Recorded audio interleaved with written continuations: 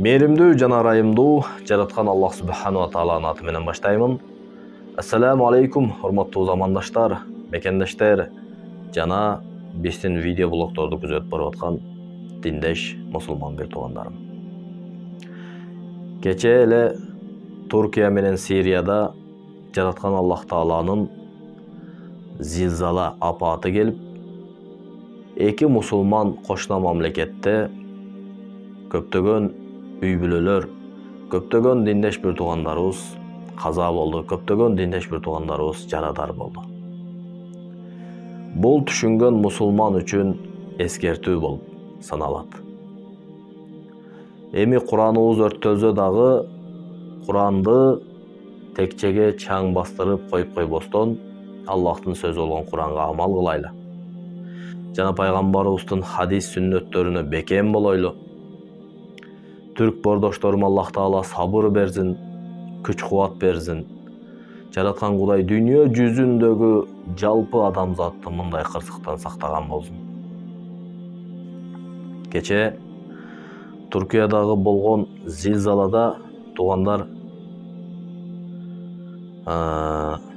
бизге келген расмий маалыматтарга караганда 5575 турак жай кулаптыр туугандар.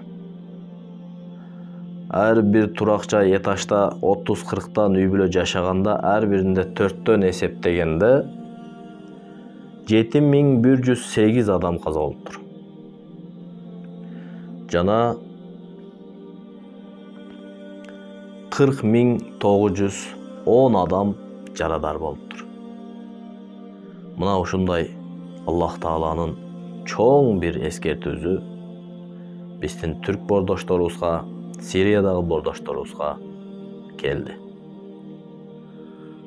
Эгер биз Аллахтын сөзүн улуу кылып, жашообузга киргизип, дин менен, ыйман менен, адептүүлүк менен өзүбүзгө каалаган жакшылыкты башка бир тууганыбызга каалап жашасак, Аллах Таала мындай балелерден бизди сактаган болот. Мына ушундай оор абалда биздин Кыргызстаныбыздын президенти Садыр Нуркожоевич Жапаров Туркиядагы бордош бир туугандарыбызга ушундай жардам кылды. Колубуздан келген жардамды кылды. Рахмат деп айтам. 100 куткаруучу, 100 боз үй жөнөттү. 2 учак, 2 аскердик чатыр жана 1 мобилдүү оорукана жөнөттү. Колубуздан келгени ушул экен бүгүн. Бүгүн биз колубуздан келгени ушул эле деп кала бербестен, ар бир намазыбызда, урматтуу достор, агалар, инилер, ар бир намазыбызда дуа кылайлы.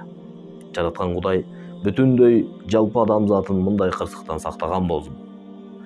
Жана мына ошолордун арасында диндеш бир тууган, мусулман бир туугандарыбызды сактаган болсун.